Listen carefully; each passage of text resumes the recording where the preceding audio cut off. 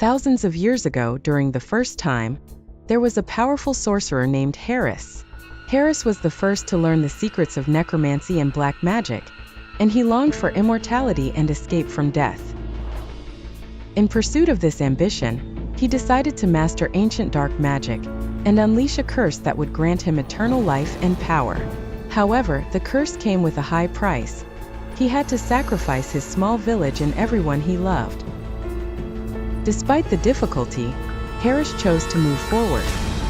He entered his father's old hut in the village and began the magical ritual. Suddenly, the sky darkened, and a violent storm swept through the village. Everyone died, struck by the curse. When they awoke, they found themselves transformed into strange creatures. Half of them had become vampires while the other half turned into werewolves. The curse had succeeded, but it had doomed them all. Harris became the first immortal vampire, bound by the curse he had unleashed. Years after the chaos caused by Harris, Monar, one of his former followers, emerged.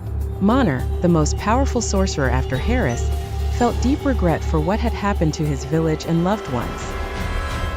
Despite Harris's overwhelming power, Monar decided that Harris and the vampires had to be defeated.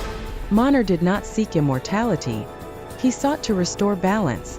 Monar gathered the remaining werewolves, who had been hiding in the forest since the curse.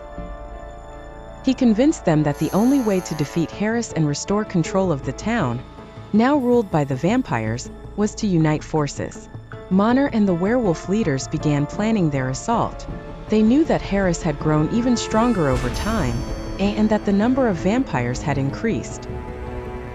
Despite this, they were determined to face this evil, no matter the cost.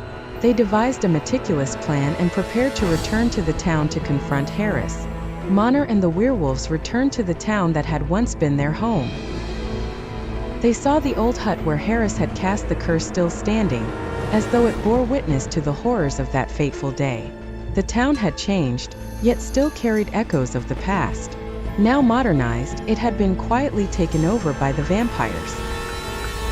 The attack was planned for the night when the vampires would be at their weakest. On a dark night, the first battle between the werewolves and vampires erupted. Monar led the assault, wielding his powerful magic, while the werewolves fought fiercely against the vampires. However, Harris had prepared a massive army of formidable vampires. The battle was brutal, but in the end, the werewolves were defeated. After the defeat, Monar and the werewolves fled back to the forests.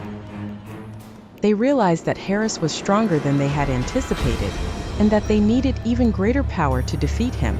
Their plan required reevaluation, and the next battle would need a new magical force. Monar began searching for a stronger magic that could help them face Harris. They knew there were hidden magical forces in the world, and perhaps they could find a new sorcerer to aid them. The journey was difficult, but they were determined to find a solution. While Monar and the werewolves hid in the forests, the vampires began to spread across the land.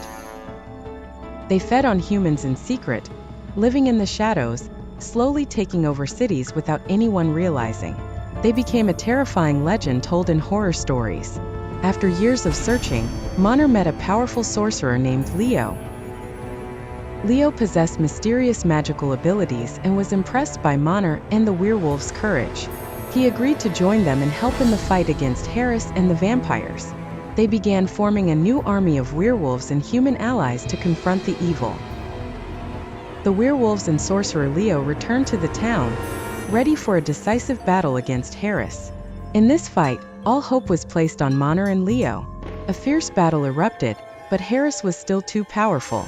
Despite using all their strength, Harris defeated Monar once again.